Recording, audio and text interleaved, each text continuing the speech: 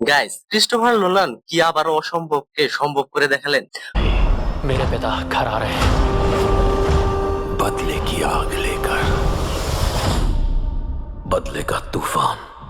মাত্র কয়েকদিন আগে মুক্তি পাওয়া দা ওডিসি নিয়ে পুরো বিশ্ব তুমুল আলোচনা করছে, কিন্তু কেউ বলছেন নোলানের ক্যারিয়ারের বেস্ট ফিল্ম, আবার কেউ বলছেন ইন্টারস্টেলার আর ওপেনহাইমারকে এখনো কেউ ছুতেই পারেনি। কিন্তু সত্যিটা কি? আজকের ভিডিওতে আমি স্পয়লার ছাড়া জানাবো এই সিনেমা কেমন, কারা অবশ্যই দেখবেন, কারা হতাশ হতে পারেন, আর শেষেই থাকবে আমার ফাইনাল রেটিং আর সাথে বক্স অফিস আপডেট। তাই ভিডিওটা অবশ্যই শেষ পর্যন্ত দেখেন। গাইস, দা ওডিসি আসলে শুধু একটা অ্যাডভেঞ্চার ফিল্ম নয়, এটা সাহস, পরিবার, বুদ্ধি আর মানুষের মানসিক শক্তির স্টোরি। যদিও ওডিসি রাজাকে নিয়ে হাজারো মাইথোলজিক্যাল স্টোরি আছে, বাট ক্রিস্টোফার নোলান এই পরিচিত গ্রিক মাইথোলজিকে নিজের সিগনেচার স্টাইলে বড় পর্দায় তুলে ধরেছেন। শুরু থেকেই সিনেমার স্কেল বোঝা যায় আসলে ক্রিস্টোফার নোলান একখান জিনিস, যেমন ভিজুয়াল অসাধারণ, বড় বড় ল্যান্ডস্কেপ, সমুদ্র যাত্রা, যুদ্ধ আর রহস্য সব মিলিয়ে মনে হয় সত্যি একটা এপিক জার্নি দেখছি। আর যদি আইম্যাক্স এ দেখার সুযোগ পান, অভিজ্ঞতাটা আরো অন্যরকম হতে পারে। তো যাই হোক, ম্যাট ডেমন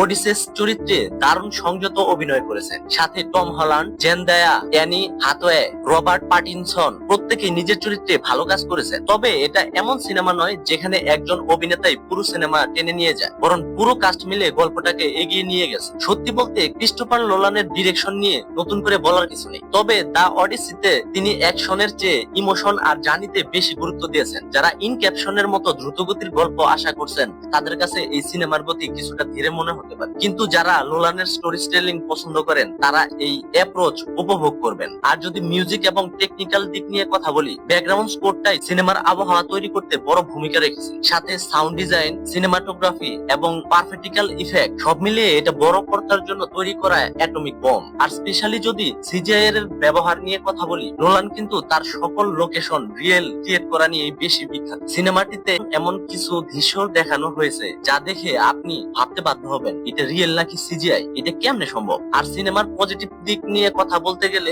বলে শেষই করা যাবে না। অসাধারণ সিনেমাটোগ্রাফি, শক্তিশালী অভিনয়, এপিক স্কেল, ক্রিস্টোফার নোলানের ডিরেকশন, আইম্যাক্স এক্সপিরিয়েন্স সবকিছুই একদম অসাধারণ। কিন্তু কিছু দুর্বল দিকও রয়েছে। সিনেমার প্রথম অংশ কিছু দর্শকদের কাছে একটু ধীরগতির মনে হতে পারে। এছাড়া যারা শুধুই অ্যাকশন খুঁজছেন তাদের কাছে কিছু অংশে ডায়লগ আর ক্যারেক্টার বিল্ডআপই বেশি করছে এমন মনে হতে পারে। কিন্তু যাই বলেন, বক্স অফিস আপডেট কিন্তু অন্য কথাই বলছে। মুক্তির পর থেকে দা অডিসি নিয়ে বিশ্বজুড়ে ইতিবাচক আলোচনা চলছে। প্রথম দিকের বক্স অফিস কালেকশনও ভালো শুরু করেছে। Already world wide Odyssey 264 million USD cross করে ফেলেছে। এমনিতে সিনেমাটির বাজেট ছিল 250 মিলিয়ন ইউএসডি। সেই সূত্রে আমরা বলতেই পারি সিনেমাটি বক্স অফিস হিট। এমনকি সিনেমাটি সমালোচকদের কাছ থেকে প্রশংসাও পেয়ে যাচ্ছে। এখন দেখার বিষয় আগামী সপ্তাহগুলোতে সিনেমাটি কতটা শক্তভাবে বক্স অফিস আরো ধরে রাখতে পারে। তো আপনাদের কি মনে হয় আরো কত কালেকশন করতে পারে দা অডিসি? কমেন্টে জানান। সাথে আমি ব্যক্তিগতভাবে সিনেমাটির রেটিং দেব আউট অফ 5। সিনেমাটি আমার খুবই ভালো লেগেছে। পিতা পুত্রের যে ভালোবাসা তা আপনার হৃদয়কে স্পর্শ করে ফেলে। আর যদি আপনি ক্রিস্টোফার নোলানের সিনেমা পছন্দ করেন তাহলে দা অডিসি অবশ্যই দেখার মতো একটি এক্সপিরিয়েন্স দিবে আপনাকে। তবে অ্যাকশনের পাশাপাশি ধৈর্য নিয়ে স্টোরি ফলো করতে হবে। আর যদি ওডিসি আপনি অলরেডি দেখে নিয়ে থাকেন, আপনার রেটিং কত হবে? 5 এর মধ্যে কত দিবেন দা অডিসিকে? কমেন্টে অবশ্যই জানাবেন। কিন্তু গাইস, আজকের জন্য এই পর্যন্তই। দেখা হচ্ছে আবার নেক্সট ভিডিওতে। সে পর্যন্ত ভালো থাকুন। আর হ্যাঁ, এমন বায়োগ্রাফি আর মুভি রিলেটেড আপডেট পেতে আমার চ্যানেলকে সাবস্ক্রাইব করে পাশে থাকুন।